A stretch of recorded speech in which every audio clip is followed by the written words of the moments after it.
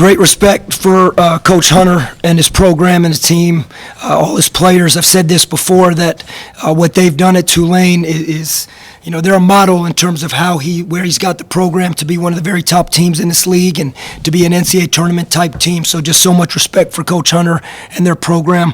Really proud of our guys. This is a difficult week coming off of the loss on Saturday, headed into tonight, knowing that we're getting on the road to play them again Friday, and then knowing there's another road game on Sunday. So really proud of the guys for that. There was a huge team emphasis in playing for each other the last few days in terms of whatever it takes to play for each other, and at the forefront of it was Luigi DeBow and Dave Kasangana, the seniors, and the guys understanding that everything we had tonight was going to be to honor those guys and what they've done for this university, what they've done for the program, and what they've done for Greenville, this community. We love them and really proud of them, and they helped us get this done tonight as well. Questions? Coach, not only was it a win on Saturday night, but Dave and Luigi were able to get the first buckets of the game. That's got to be pretty special. Yeah, I don't even remember that, so yeah, it is. I think that's fantastic for them.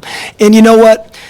By no means was their start or their minutes was not a senior token minutes at all.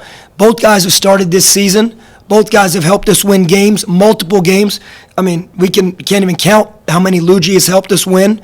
And Dave, just a few games ago, after not playing for a while, plays 19 minutes at Tulsa and totally changes the game with his defensive effort and helps us win that game. So everything they did, including start, they've earned. And to your point, to get off to a start and score early in the game, I think it just shows to their consistency of who they are as players and as people. Playing against Tulane, who plays primarily zone, they played again less than a couple days, but offensive rebounding is what you guys kind of do well. You were able to do that well tonight.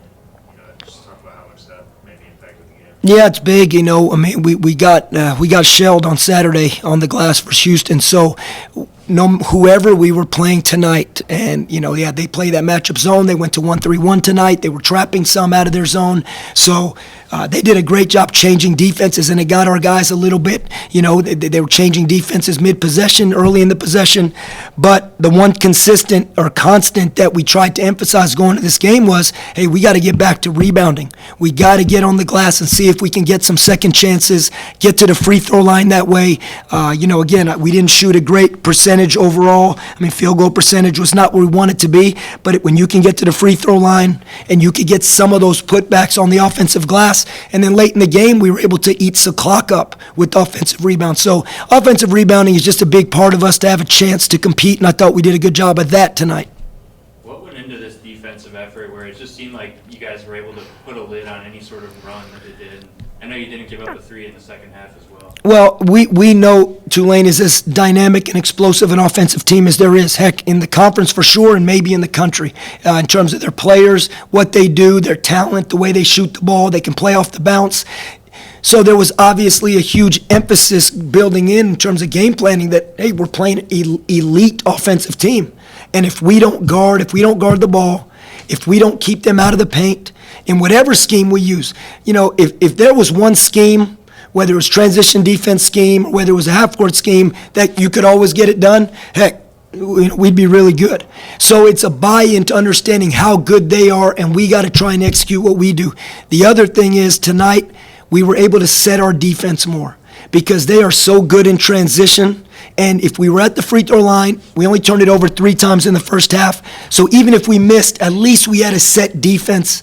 And then when you score, obviously, you can have a set defense. So those 3 things at least kept them out of transition because we know going there Friday night, we know what kind of game they get in transition. And tonight we were able to keep them out of it. That's it. There was obviously kind of a transition period after Javon went down as far as point guard. It just seems like since Jaden's kind of coming to his own, he's kind of made you guys a different team. Just how much more confident do you feel like he's playing right now and really kind of helping things flow? Yeah, so much so. You hit it on the head, Stephen, is that he feels like he's got command of what we're trying to do. I mean, it's not easy to play against that team as a point guard because they're in 1-3-1, then they're back in their matchup zone, then off a ball screen they're trying to trap, then they're icing it, sending the ball screen down one time, the next time they're using the big and they're catching it in the middle. So You have to make those reads as a point guard. And Javon is really dynamic, making reads of the defense, and I think Jaden is growing there and doing that. And that's what you said, confidence, because we trust him. The coaching staff trusts him.